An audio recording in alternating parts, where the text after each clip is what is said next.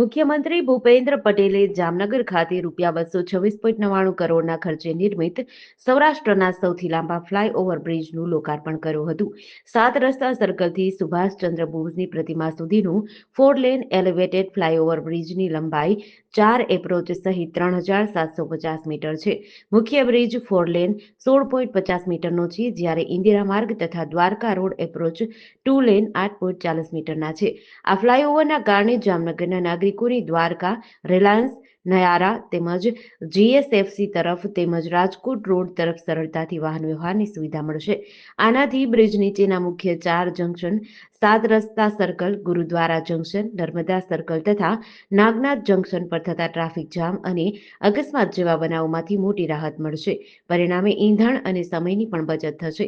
આ પ્રસંગે જિલ્લાના પ્રભારી મંત્રી અર્જુનભાઈ મોઢવાડિયા, શિક્ષણ રાજ્યમંત્રી રીવાબા જાડેજા, સાંસદ પૂનમબેન માડમ, મેયર વિનોદભાઈ ખીમસુરિયા, જિલ્લા પંચાયત પ્રમુખ મયબેન ગરસર, મહાનગરપાલિકાના પ્રભારી મંત્રી પલ્લવીબેન ઠક્કર, ધારાસભ્ય સર્વ Meghjibhai Chavda, Divyeshbhai Akbari, deputy mayor Krishnaben Sodha, standing committee chairman Nileshbhai Gagathara, જિલ્લા collector Ketan Thakkar, municipal commissioner D N Modi, જિલ્લા વિકાસ અધિકારી અંકિત પન્નુ, પોલીસ અધિક્ષક ડોક્ટર રવિ મોહન સૈની, શાસક પક્ષના નેતા આશિષ જોશી, દંડક કેતનભાઈ નાખવા, આગેવાન સર્વ બીનાબેન કોઠારી, પ્રકાશભાઈ બાંભણિયા, મીરામણ ભાટુ, વિજયસિંહ જેઠવા વગેરે ઉપસ્થિત રહ્યા હતા. 4 किलोमीटर लंबा एक इंटरनल शहर में एक फ्लाईओवर का लोकार्पण माननीय मुख्यमंत्री जी के वरद कर कमलों से किया गया. हमारे माननीय प्रधानमंत्री जी जो सूत्र ईज ऑफ लिविंग के माध्यम से केंद्र सरकार में जिस प्रकार से कार्यरत है वो केवल एक सूत्र नहीं है, पर भारतीय जनता पार्टी के सभी कार्यकर्ताओं का एक संकल्प है. और उसी संकल्प की प्रतीति कहीं इस सुविधा के माध्यम से भी हम सब कर सकते हैं कि जहां एक टायर 3 सिटी में, हम टायर 1 सिटीज़ में भी, शहरों में भी इस प्रकार की सुविधाएं बहुत कम देखते हैं. बहुत कम राज्यों में और गुजरात राज्य में भी टायर 1 सिटी में इस प्रकार की सुविधा है.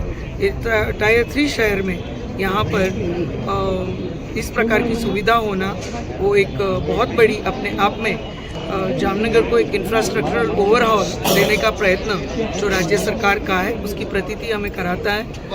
और हमारे माननीय प्रधानमंत्री जी हमेशा जो बात कहते हैं कि जिसका खातमुहूर्त हम करते हैं, भारतीय जनता पार्टी के कार्यकर्ता करते हैं और प्रतिनिधि करते हैं, उसका लोकार्पण भी वही भारतीय जनता पार्टी के कार्यकर्ता और चुने हुए प्रतिनिधि करते हैं. उसका भी एक श्रेष्ठ उदाहरण आज इस फ्लाईओवर के माध्यम से हमने देखा.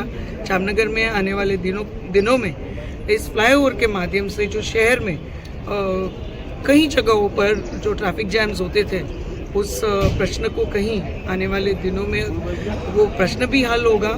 और जो शहर में अननेसेसरीली जो वाहन आते थे वो भी कहीं कम होंगे. उनको डायरेक्ट एक्सेस सुभाष ब्रिज से लेके और द्वारका वाले जो रास्ता है उसका एक्सेस उनको सीधा मिलेगा. तो इस प्रकार से और इंडस्ट्रियल जो ट्रैफिक सुबह शाम रहती है वो इंडस्ट्रियल ट्रैफिक भी हमारे जो नागरिक है वो फेस नहीं करेंगे और सीधा वो डायरेक्ट बिना कोई जैम्स, बिना कोई ट्रैफिक ब्लॉकेजेस के वो तुरंत ही अपने निर्धारित समय पे और स्थान पे पहुंच पाएंगे. उस प्रकार की व्यवस्था और सुविधा आने वाले दिनों में होगी. हमारे माननीय प्रधानमंत्री श्री नरेंद्र भाई मोदी साहब हमेशा से समरसता, एकता, सुविधा, सुरक्षा और प्रगति के आग्रही रहे हैं. और मुझे लगता है कि उसका श्रेष्ठ उदाहरण आज जामनगर बनने जा रहा है. WHO के सेंटर के माध्यम से, इटरा के माध्यम से, हमारी इतनी ये इंडस्ट्रियल हब के माध्यम से, हमारे किसानों की प्रगति के माध्यम से. और आज एक विशेष उल्लेख जिस प्रकार से अतिवृष्टि के माध्यम से और कमौसमी जो बारिश हुई उसकी वजह से जो किसानों को जो तकलीफ हुई वो उसके विषय में भी हमारे माननीय मुख्यमंत्री श्री ने बात की. और जो पैकेज की उन्होंने घोषणा की है, जिस प्रकार से संवेदना से उन्होंने किसानों की ये जो तकलीफ है उसे दूर करने का प्रयत्न किया है, उस विषय पे भी उन्होंने बात की. तो एक संवेदनशील सरकार मोदी जी के नेतृत्व में, माननीय भूपेंद्र भाई जी के नेतृत्व में हमें जब प्राप्त हुई है तो इसी तरह जामनगर के जो नागरिक है वो हमेशा से बहुत ही जागरूक रह के विपक्ष के जितने भी प्रयत्न हैं आज तक उन्हें जड़ मूल से उन्होंने उखाड़ फेंका है। मुझे यकीन है इस बात का कि आने वाले दिनों में भी विपक्ष जो बहुत ही प्रयत्न कर रहा है कहीं पब्लिसिटी स्टंट्स के माध्यम से, शॉर्ट कहीं सोशल मीडिया के माध्यम से, उसे आने वाले दिनों में जामनगर के नागरिक मुंहतोड़ जवाब उनको चुप करने के लिए अवश्य देंगे। और आने वाले दिनों में जामनगर हमेशा से समरस रहा है, प्रगति की दिशा में आगे बढ़ने वाला शहर रहा है। उस दिशा में ही हमारे नागरिक आने वाले दिनों में मजबूती से मोदी जी के नेतृत्व में हमारे शहर को भी आगे बढ़ाएंगे।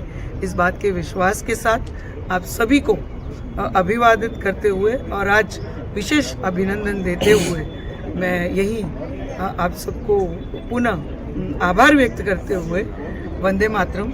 जेडीसी न्यूज़ साथी संजीव राजपूत साथी अमित मांडविया, जामनगर।